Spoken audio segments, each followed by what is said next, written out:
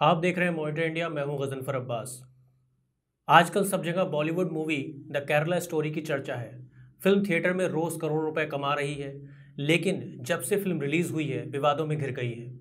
Director Sudipto Sen, producer विपुल अमृतलाल शाह और leading actor अदा शर्मा अलग अलग न्यूज़ चैनल्स पर स्पेशल शोज में नजर आ रहे हैं। उनका दावा है कि ये फिल्म केरला में गैर मुस्लिम लड़कियों का धर्म परिवर्तन कराकर उन्हें आतंकवादी संगठन आईसिस ज्वाइन कराने की भारत विरोधी कॉन्स्पिरेसी को उजागर करती है।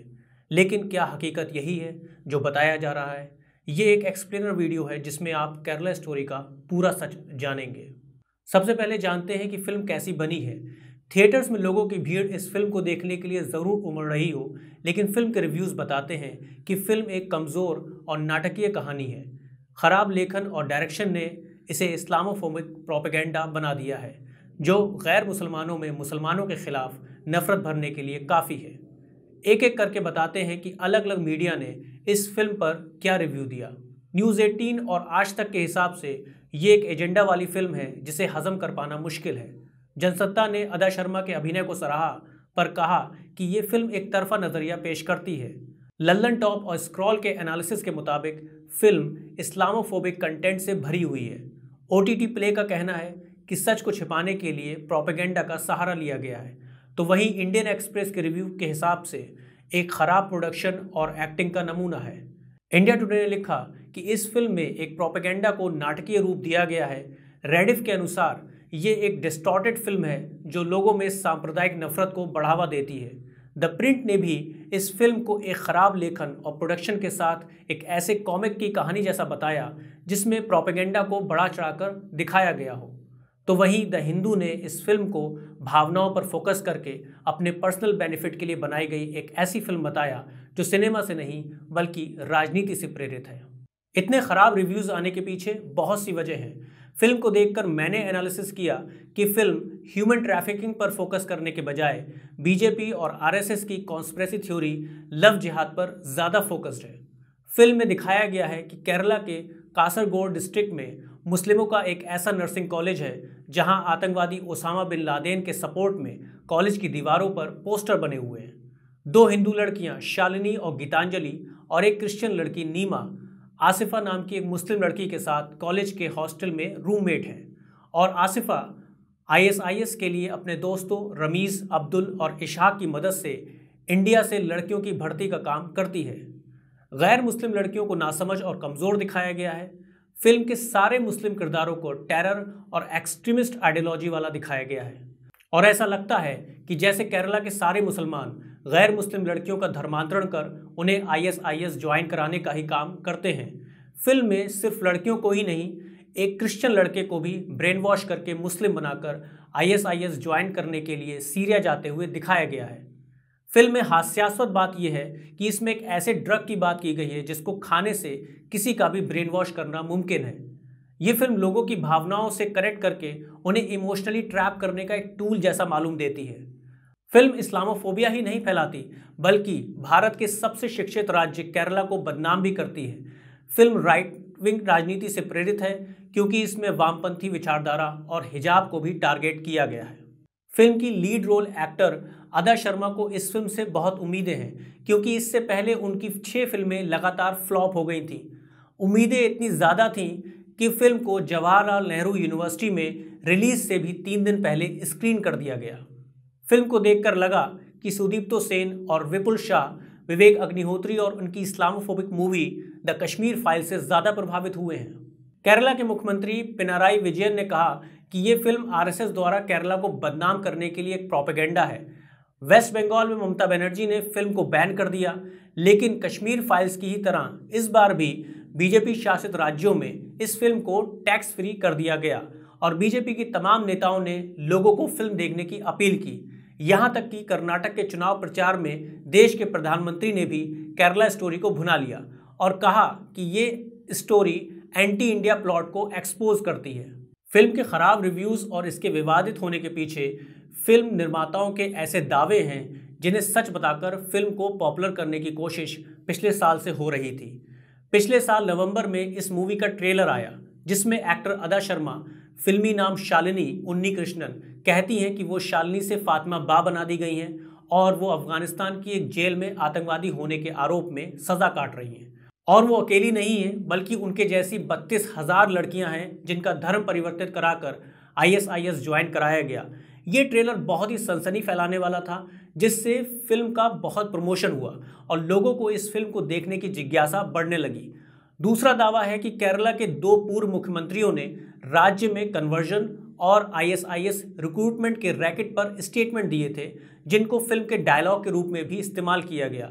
लेकिन फिल्म के रिलीज से पहले ही जब इन दावों पर विवाद बढ़ा और मामला केरला हाईकोर्ट पहुंचा, तो फिल्म निर्माताओं के पास कोई जवाब नहीं था।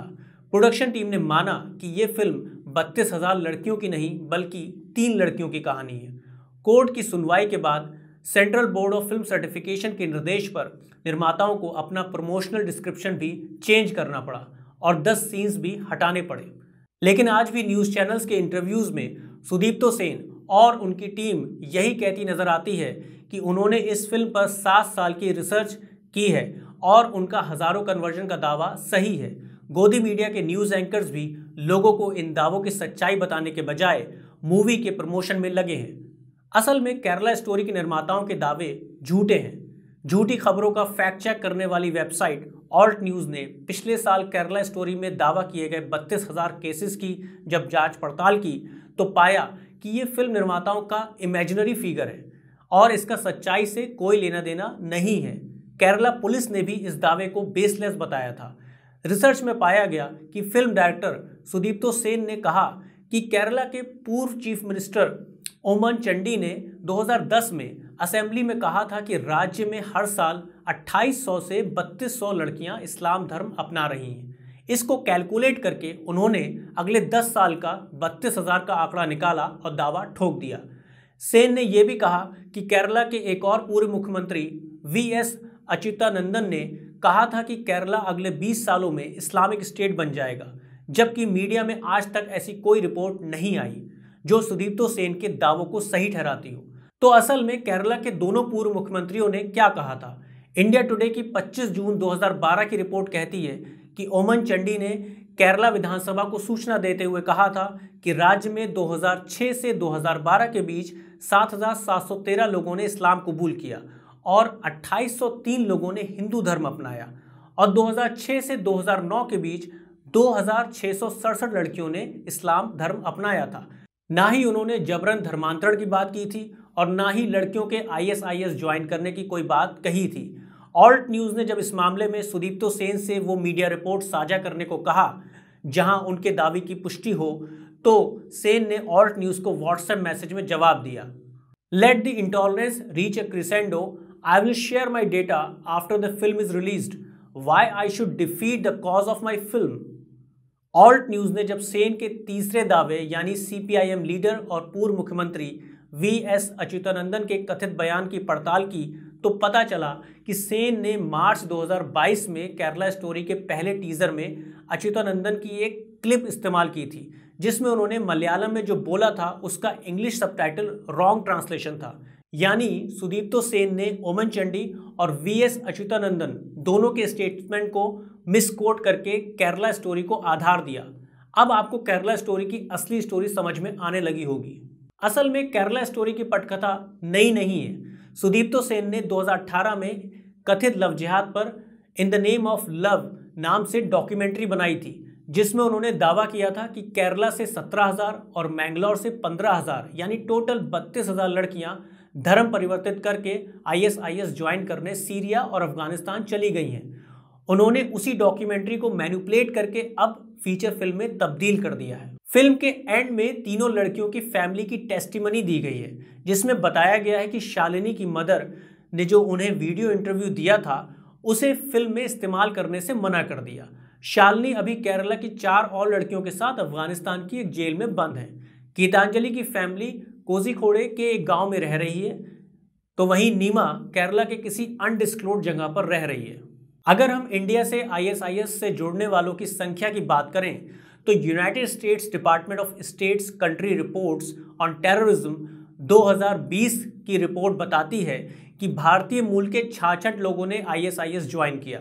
तो वहीं होम मिनिस्ट्री की रिपोर्ट के मुताबिक ये आंकड़ा 155 का है और think tank the observer research foundation की रिपोर्ट 2014 से 2018 के मुताबिक ये संख्या 180 से 200 के बीच है।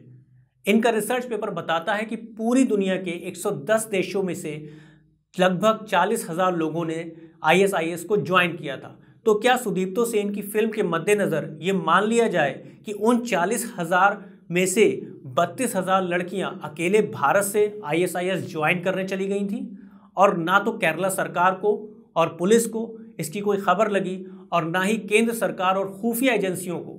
और अब जब मोदी सरकार खुद इस फिल्म के प्रचार में लगी है तो सवाल बनता है कि फिल्म के हिसाब से शालिनी और जो बाकी 4 भारतीय लड़कियां अफगानिस्तान की जेल में हैं उनको वापस लाने के लिए सरकार ने अभी तक कोई प्रयास क्यों नहीं किया, और क्या सरकार उन सभी 32,000 गुमशुदा लड़कियों की खोजबीन करने के लिए कोई कदम उठाएगी।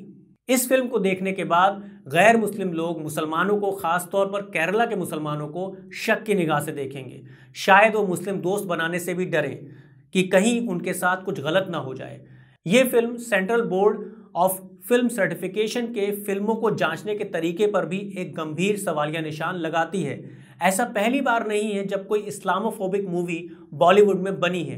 पिछले कुछ सालों से इस तरह की कई मूवीज़ आ चुकी हैं जिनमें CBFC ने अप्रूवल दिया और जिससे भारतीय मुसलमानों के लिए नफरत का माहौल बनाया गया, क्योंकि लोग नहीं जानते कि इस तरह की फिल्मों में फैक्ट्स को कैसे तोड़ मरोड़ कर सच की तरह पेश किया जा रहा है और फिर राजनीति क्या खेल खेलती है ये तो आप देख ही रहे हैं। आपको मॉनिटर इंडिया का ये वीडियो कैसा लगा हमें ज़रूर बताएं।